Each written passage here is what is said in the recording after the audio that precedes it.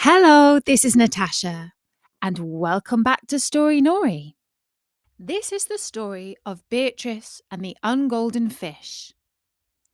This story takes us back to the time when Beatrice was just 15 years old, and it's about how she met a grumpy fish called Colin the Carp. She came across Colin before she met Prince Bertie.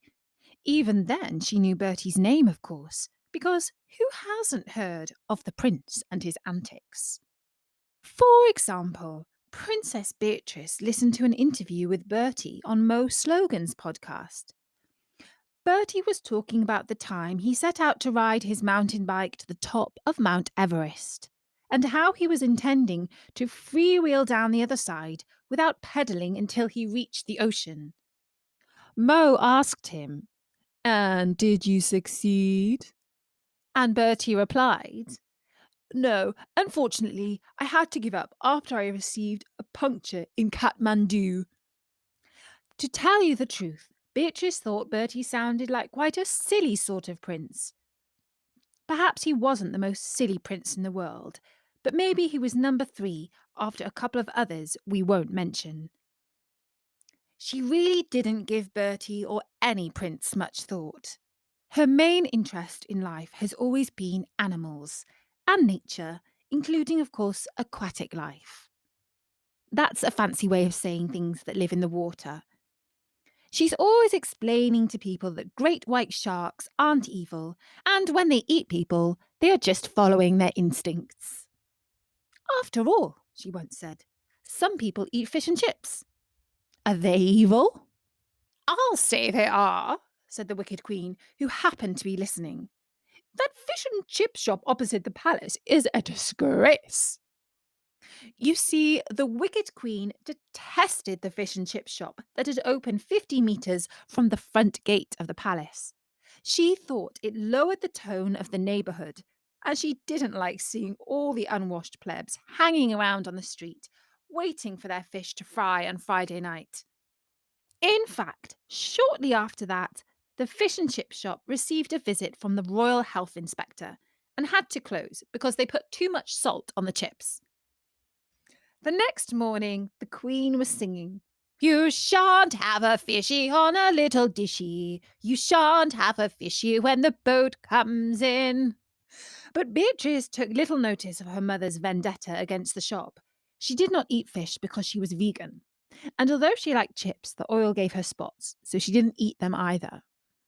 Little did she know that the closing of the fish and chip shop was to change the entire course of her life. Every morning, Beatrice went for a walk in the deer park behind the palace. She loved looking at the deer, as well as the rabbits, the birds, and a few sheep that lived there. Her route took her past a pond and under a willow tree.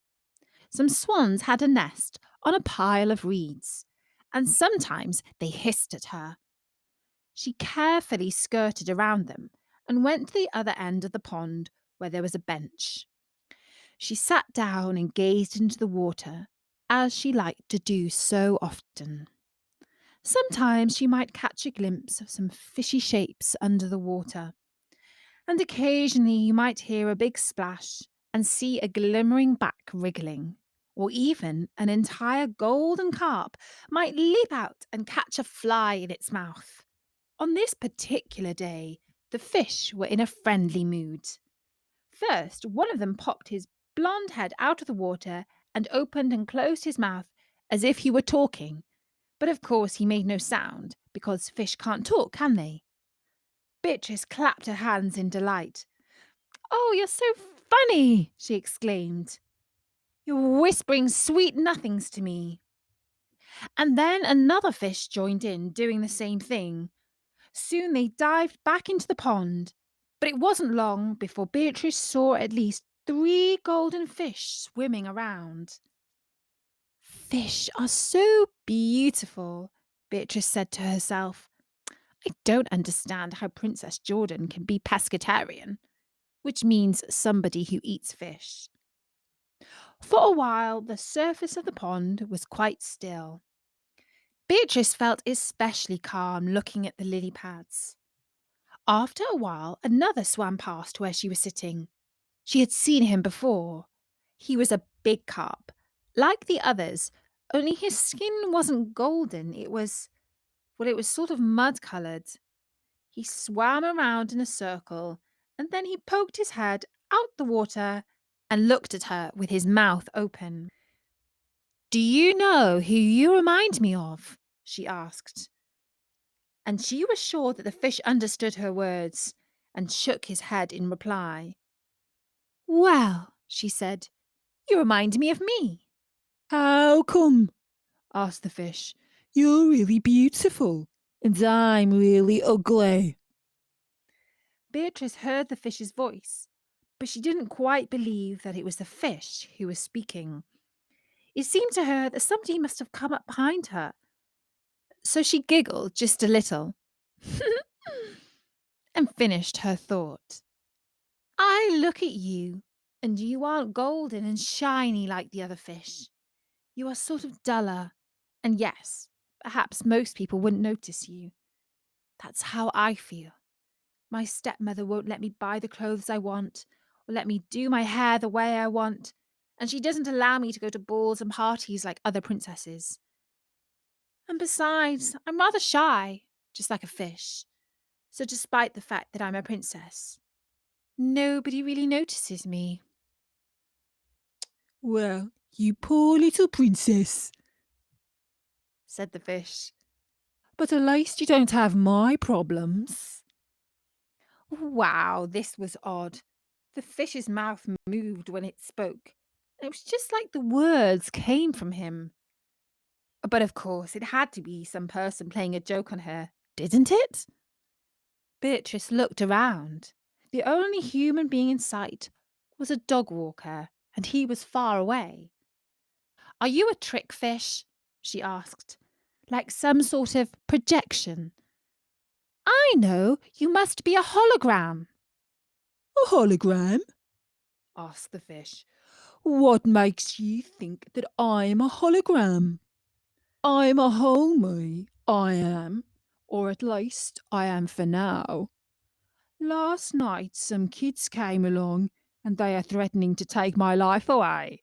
They are. "You mean they want to murder you?" exclaimed Beatrice, standing up.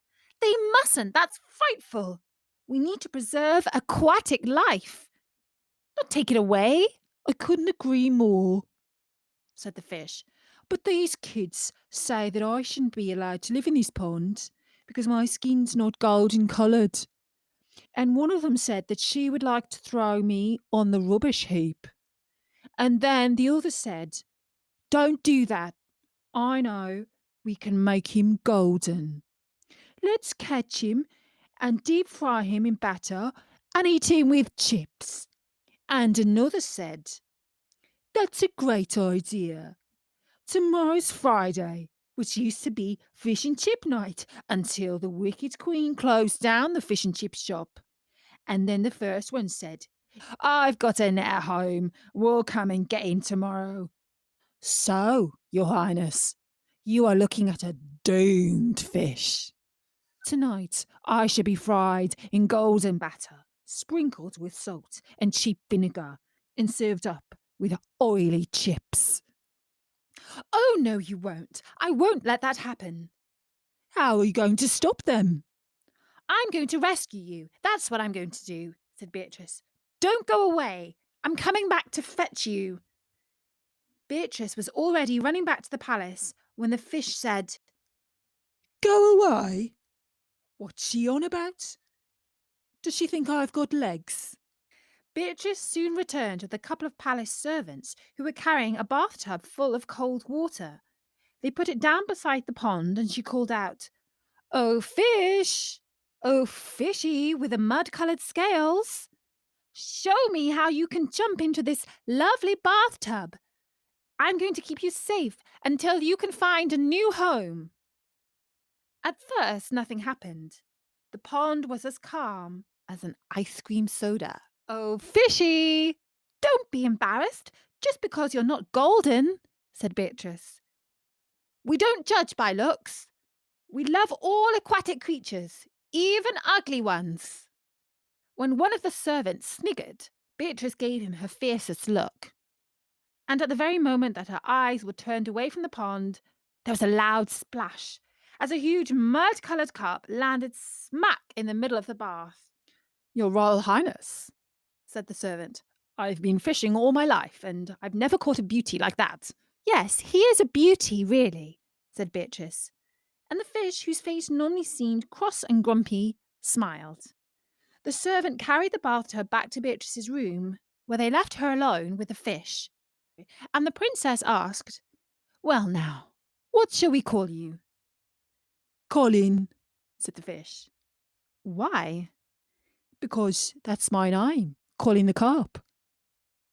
"Okay, if Colin is your name, then we shall call you Colin.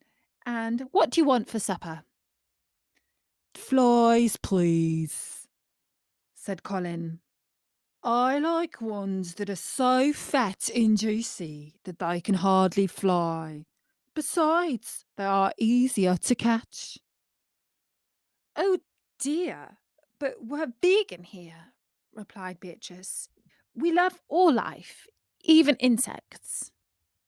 I can't help wanting to eat flies, said Colin. It's my instinct. "Well, in that case, I shall leave the window open and look the other way," said Beatrice. "And later I'll take a net down to the pond and fetch some green slime for your supper. You need to eat up your green veggies, you know." Slime is okay, said the fish, and weeds. Beatrice did as she promised. In fact, she asked the servants to bring buckets of pond water because it was full of tiny plankton and other nutrients that a growing carp like Colin needed. That evening in the palace dining room, fish and chips was on the menu. So Beatrice asked for her butternut squash linguine with fried sage to be sent up to her room. While she ate, Colin nibbled on his slime. "I hope you won't find life in the palace boring," said Beatrice. "I don't go out a lot, I'm afraid." I was going to ask, said Colin, can you take me to a football match? Because I've never been to one. "That might be tricky," said Beatrice, looking at the bath. I wouldn't want you to go out of your way for me, said Colin tragically. Oh, I forgot to tell you. Since you saved me from the frying pan, I can grant you 3 wishes. Um, what kind of wishes?" asked Beatrice. The usual things. Money, power, and revenge. I don't want any of those things," said Beatrice. "How about saving the Anatolian water frog from extinction?" "I read in The Guardian that a ferocious appetite for frogs' legs among the French and Belgians is driving species in Indonesia, Turkey, and Albania to the brink of extinction. Europe imports about 200 million frogs every year. Did you know that? I could hardly believe it when I read it. It's got to stop." You want to save frogs' legs? asked Colin, astonished. Well, your wish is my command. That's done. Frog's legs are forever off the menu in France and Belgium. You've still got 2 more wishes left. My advice is to think of something really selfish. You won't regret it. "Selfish? Oh, I couldn't waste a wish on myself. Now, let me see. Can you stop the Arctic ice extent from melting too much each summer?" If you ask me, said Colin, that's another waste of a perfectly good wish. But consider it done. Now listen, you've done me a big favour, and I'm going to do you one. You are clearly a princess with a lovely heart. You are caring and compassionate. But you need to look after yourself. If you are confined to the palace and not allowed to be your true self, what good will that do anyone? You have just one wish left. Just this once. Wish for something for yourself. If you don't mind, said Beatrice, I'll save my wish while I sleep on it. Beatrice lay awake that night, thinking of all of the lovely privileges that most princesses enjoy as a birthright, like pet mice that turn into dappled ponies, pumpkins that become golden carriages, dancing lessons instead of school, cupboards full of freebies, designer clothes, gear and bling, little dogs that fit in handbags, celebrity chefs dropping by to cook dinner, any amount of ethical jewellery, Swiss bank cards without any names on them, sporty electrical cars, next generation iPhones that aren't even out yet, invitations to every red carpet event, and rows of international princes all queuing to marry you in a giant cathedral on a gorgeous day with crowds cheering and the entire world watching and smiling. Her stepmother, the wicked queen, was never going to allow her to have any of that because she was too stingy and mean. But now she could have it all. She only had to make one fishy wish. It was so very tempting. But no, she wasn't that sort of selfish princess. She wanted to dedicate her life to biodiversity. But then again, didn't she deserve just a little bit of happiness? Oh, bother. It was so difficult making a decision like this. She was only 15 years old, and it didn't seem fair to have so much responsibility. Eventually, she fell asleep, and she had a dream. In this dream, her only true friends in the world were the pond life, ducks, frogs, tadpoles, and fish. One day, one of the frogs asked her to marry him. In the morning, when she began to wake up, she was still thinking about her fairy tale dream and what it meant. I think, she said to herself, it means that I will find love and friendship in the most unexpected place, like in the bottom of a slimy pond. As she ate her piece of toast and Oxford thick cut marmalade with no butter for breakfast, she considered what she should wish for. I don't want to be selfish, but I do deserve to be happy. If I can be happy, I can do more good in the world. She went back up to her room and opened up the Royalgram app on her phone. She posted a picture of Colin in his bathtub and asked, "Can anyone find a good home for this handsome carp?" Soon the replies started to fly in. Bing! Princess Meredith. You seem to like him so much. Why don't you marry him? Ping! Prince Gregory. He'd be at home on my plate with chips and mushy peas. Ping! Sultan Ahmed. Beatrice, dear, why don't you stop trying to save the planet for once and go shopping? Ping! Crown Prince Frederick. There's a sudden shortage of the frog's legs in all of the restaurants. Why don't you do something about that instead? Beatrice thought, typical. All the royals are so self-centered and uncaring. There's not one of them who's worth a second thought. And then she turned to Colin and said, I just wish that there was just one other royal person who cared about aquatic life and could be my friend. If that's your wish, replied Colin, and almost as soon as she had spoken, Beatrice's phone went ping. She almost did not dare to look, because if it was another horrid message, that would mean that Colin had been playing a mean joke on her and his wishes didn't come true. But eventually, she raised her big blue eyes and glanced at the screen. Prince Bertie. Dear Beatrice, we've not met before, but I would be more than delighted to adopt your homeless carp. He is most welcome to join our inclusive community of aquatic life in the pond at the bottom of our garden. Wow, said Beatrice out loud. What a nice chap! No wonder other royal people say mean things about him, like he's silly and does stupid things. They don't like him because he's nice, and they are all mean.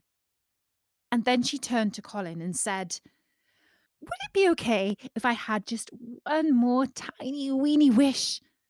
When I'm old enough, I'd like to marry Prince Bertie. I'm sorry, Your Royal Highness, said Colin. I'm only allowed to give you 3 wishes. I did try to tell you to be more selfish. I can't make Prince Bertie fall in love with you and ask you to marry him, however much I try. Not by magic, at any rate. But when I'm in the pond, if I get a chance, I'll have a word with him and suggest that he should ask you out on a date. Oh, don't do that, said Beatrice, blushing. I'd be so embarrassed. I would die. But you know what? If it's my destiny to marry Prince Bertie, I think it will happen one day, don't you? In the meantime, it's good to know that there are other people who care about this world. It gives me hope. I'm going to get on with my own life and do what I can to help all living creatures and nature. One day, maybe I'll find some personal happiness too. And Colin, who thought the princess was crazy in her wishes, gave her one of his rare smiles. He knew it had been his very good fortune to come across someone who was so unselfish and kind hearted. And that was the story of Beatrice and the Ungolden Fish, read by me, Natasha, from Storynory, and written by Prince Bertie. I'll be back soon with more stories on Storynory.com, and don't forget you can support us on Patreon. So for now, from me, Natasha, bye bye. Any amount of ethical jewellery, Swiss bank cards without any names on them. This is brilliant. This is a good, true dream list. No, because you laughed, you have to do that one again.